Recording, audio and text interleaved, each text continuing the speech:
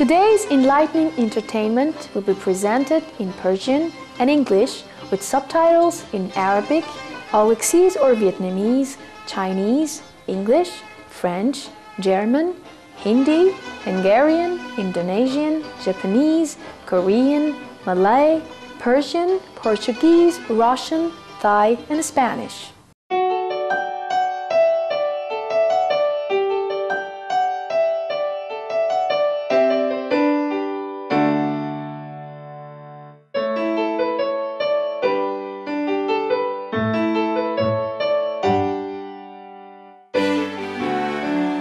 در همه جای دنیا اعمال مهربانانه‌ای را می‌توانیم مشاهده کنیم که ما را تحت تأثیر قرار می‌دهند.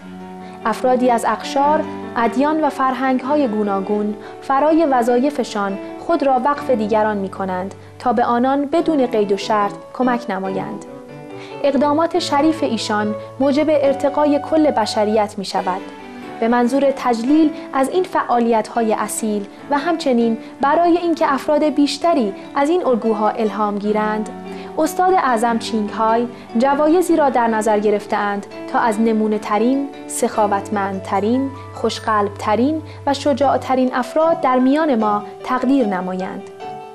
این جوایز شامل جایزه رهبری درخشان جهانی، جایزه شفقت درخشان جهانی، جایزه مردان و زنان قهرمان درخشان جهانی، جایزه صداقت درخشان جهانی، جایزه حفاظت درخشان جهانی، جایزه نبوغ درخشان جهانی و جایزه مخترع درخشان جهانی می باشند.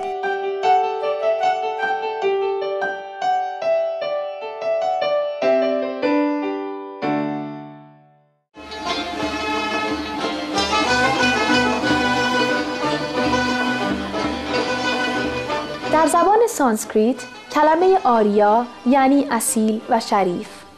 از این ریشه ایرانی ها خود را به آریایی ها نسبت می دهند و بنابراین اسم کشور را ایران نام نهادند. ایرانیان همانند اسمشان در طی اعصار مختلف با رفتاری با وقار و اعمالی رئوف زیستند. تمدن پارسی جزو اولین تمدن‌های بشریت شناخته شده است. این تمدن خلاق اختراعات زیادی را در طی تاریخ و همچنین در حال حاضر به منظور کمک به بشر به ثمر آورده، از جمله اولین تقویم دنیا، سیستم پست عمومی، چرخ، آسیاب عمودی، خط میخی و اخیراً شش مصنوعی. در خلال یک کنفرانس ویدیویی با کارکنان سوپریم مستر تلویزیون در 29 آگوست 2009 استاد اعظم چینگ های در مورد نبوغ ایرانی ها صحبت کردند.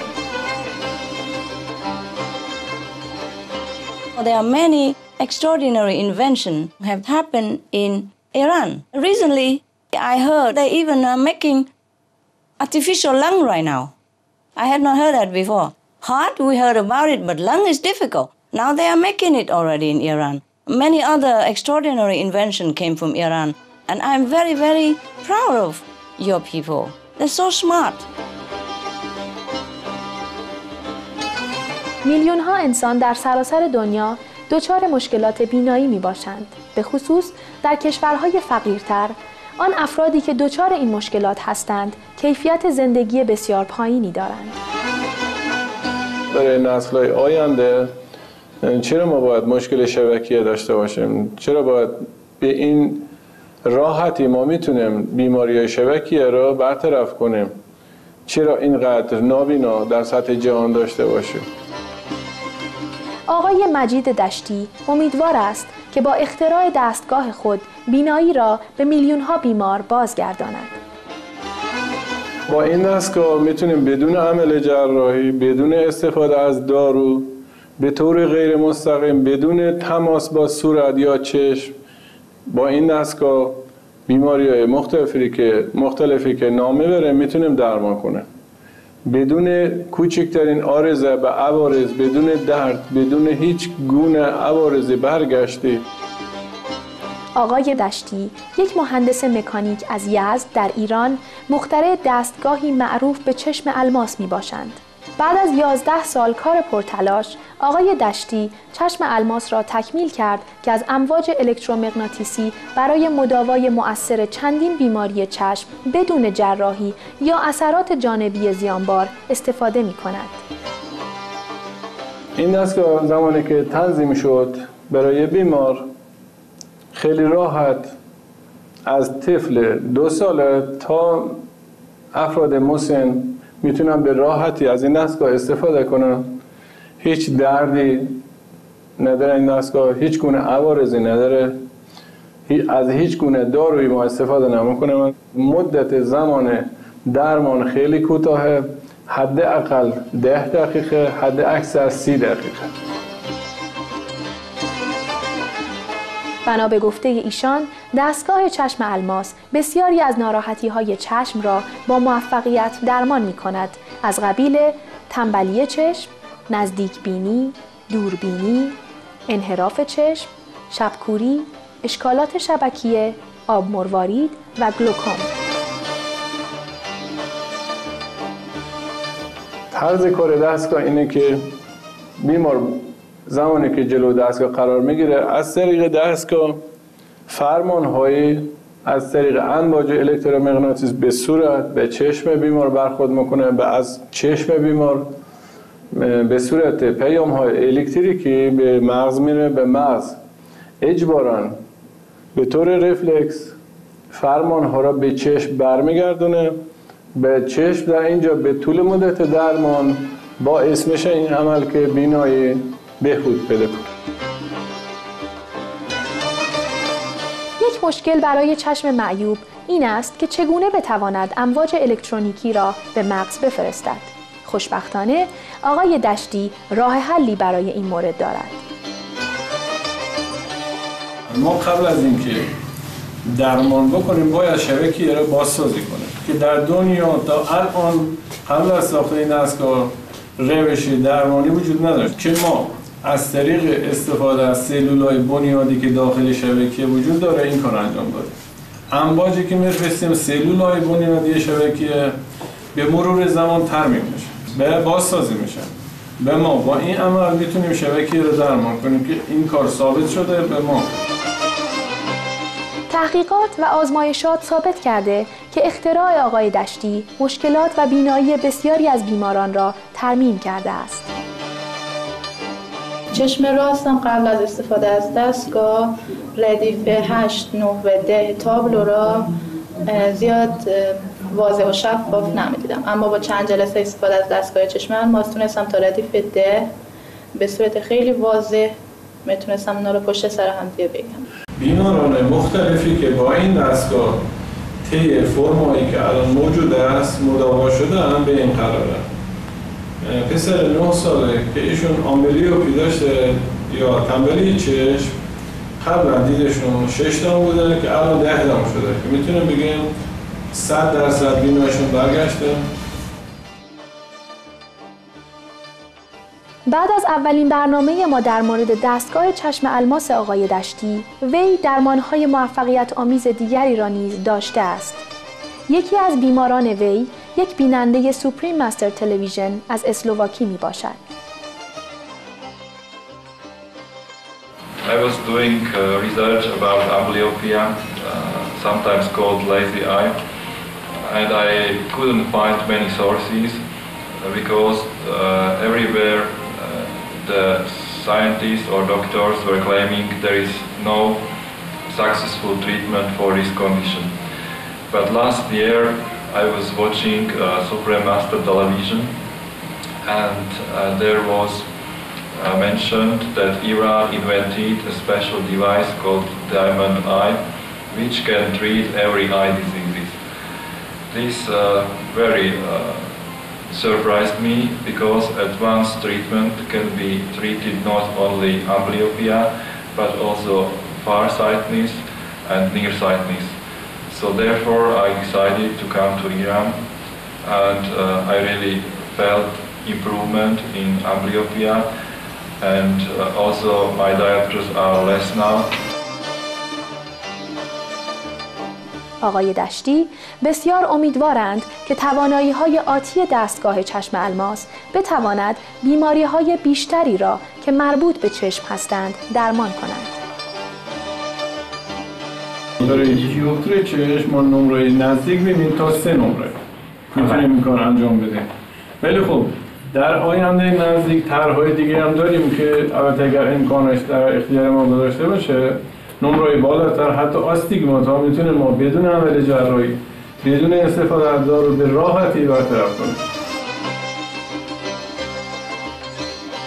لطفاً با سوپریم مستر تلویزیون همراه بمانید تا ادامه برنامه جایزه مخترع درخشان جهانی همراه با آقای مجید دشتی را بعد از این پیام‌های کوتاه ببینید.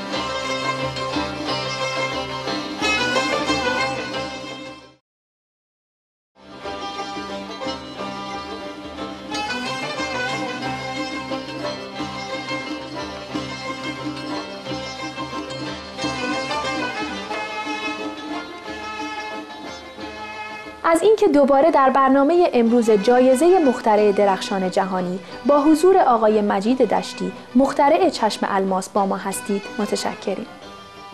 افراد بسیاری با بیماری‌های مربوط به چشم اکنون به واسطه رویای شریف آقای دشتی امید به کیفیت بهتری از زندگی دارند. استاد اعظم چینگهای در تجلیل از اختراع هوشمند و سودمند آقای دشتی به ایشان جایزه مخترع درخشان جهانی را اهدا کردند. اکنون به قسمت‌هایی از نامه تقدیر استاد اعظم چینگهای گوش خواهیم کرد که در مراسم اعطای جایزه در تهران به آقای دشتی تقدیم شد. Dear Mr. Dashti, many thanks to you, Mr. Dashti, and Iran for your research and creativity in producing this wonderful new technology. Your visionary design holds great promise in providing economical medical treatment for eye disease while safeguarding eye patients from major inherent risks commonly associated with traditional eye surgery. May heaven bless your research abundantly in all future endeavors and in the fulfillment of Iran's plan to see this exciting new invention soon gracing our world. With great honor, love, and blessing, the Supreme Master Ching-hai.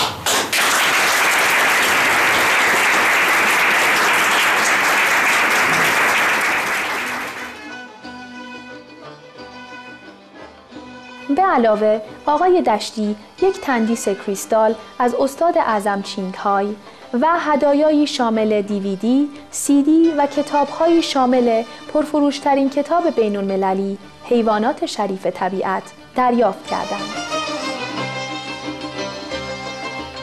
به نام خداوند بخشنده مهربان، اولا می‌خواستم از استاد اعظم چینگهای کمال تشکر داشته باشم به خاطر این برنامهشون، به گروه عزیز و بزرگی که هدایایی را به ما تقدیم کردن.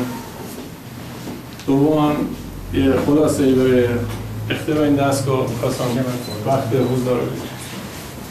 10 سال طول کشید تا این دستگاه چشم الماس رو ساختم که ما با این دستگاه میتونیم بدون عمل جراحی و بدون استفاده از دارو و بدون ارتباط مستقیم با صورت میتونیم عیوب مختلف چشم رو که از جمله نزدیک بینی، دور بینی و آب سیاه، حتی تنبلی چشم و شبکوری را بدون عمل جراحی درمان کنیم.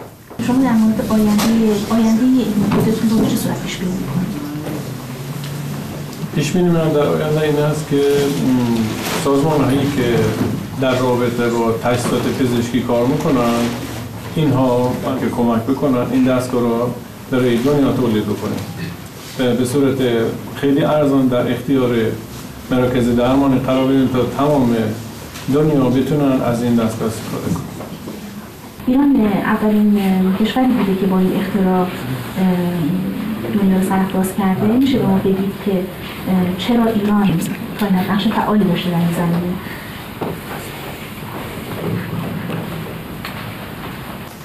علت این بود که به حساب من مطالعه که داشتم، تحقیقاتی که داشتم در طی این چند سال متوجه شدم که ابزاری برای درمان این نوع بیماری ها مثل آمبلیوپی، شب‌کوری و نزدیکی وجود نداره. و من تشویق شدم که بیشتر دنبال این کار را بگیرم و تحقیقات بیشتری انجام بدم.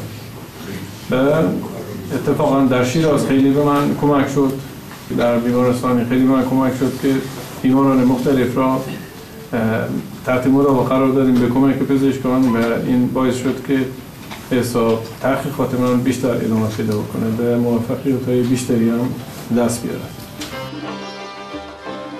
آرزوی آقای دشتی این است که چشم الماس وسیله‌ای باشد برای درمان بسیاری از مشکلات چشمی که امروزه مردم را آزار می‌دهد. قابل توضیح اینه که این دستگاه میتونه خدمت بسیار بزرگی به جهانیان باشه. من در اینجا خیلی خوشحال هستم که یک شخصیت خیلی مهمی پیدا شد و این کار مهمه من ارزش براش قائل شد و باعث شدم که به جهانیان این هنر بزرگ را ارائه بدم. کمال تشکر. اکنون گزیده‌ای از نامه اخیر آقای دشتی در مورد پیشرفت جدید وی در این زمینه را گوش می‌دهیم که ما را از پیشرفت جدید خود مطلع کرده و قدردانی و آرزوی خود را نیز ابراز می‌کنند. لازم است از کارهای نیک و خداپسندانه استاد اعظم چینکای کمال تشکر را داشته باشم و امیدوارم سالهای طولانی زنده و سالم باشند تا بتوانند به مردم دنیا کمک کنند. ضمناً از کلیه پرسنل سوپریم مستر تلویزیون و کلیه کسانی که برای آماده کردن فیلم درمان بیماران من و ترجمه آن به زبانهای مختلف زحمت بسیار کشیدند بسیار سپاسگزارم. با خرسندی همکاری خود را برای کمک به مردم جهان و توسعه این فناوری با شرکت‌ها و مراکز بهداشت و دانشگاه‌های معتبری که خواهان استفاده از این دستگاه هستند اعلام می‌دارم. از آقای مجید دشتی به خاطر قلب خیرخواهشان برای بیماران چشم و همچنین طراحی هوشمندانه دستگاه چشم الماس که می‌تواند معجزه بینایی را ترمیم کند تشکر می‌کنیم. برکات ملکوت را برای موفقیت مستمر در تمامی تلاش‌های شریف ایشان آرزومندیم. برای اطلاع بیشتر در مورد کار آقای مجید دشتی و درمان با چشم الماس با این ایمیل تماس بگیرید: diamond_I_1333@yahoo.com. از حضورتان در مجموعه جایزه مخترع درخشان جهانی در برنامه سرگرمی تعالی بخش متشکریم. در ادامه برنامه کلام حکمت را بعد از اخبار قابل توجه اینجا در سوپریم مستر تلویزیون مشاهده می‌کنیم. باشد که یک دنیای ارتقاء یافته اختراعات هرچه بیشتری را در منفعت به تمام موجودات به ثمر رساند. Thank you for your presence for today's Shining World Inventor Award series on enlightening entertainment. Words of Wisdom is up next after noteworthy news here on Supreme Master Television. May an elevated world bring forth more and more ingenious creations to benefit all beings.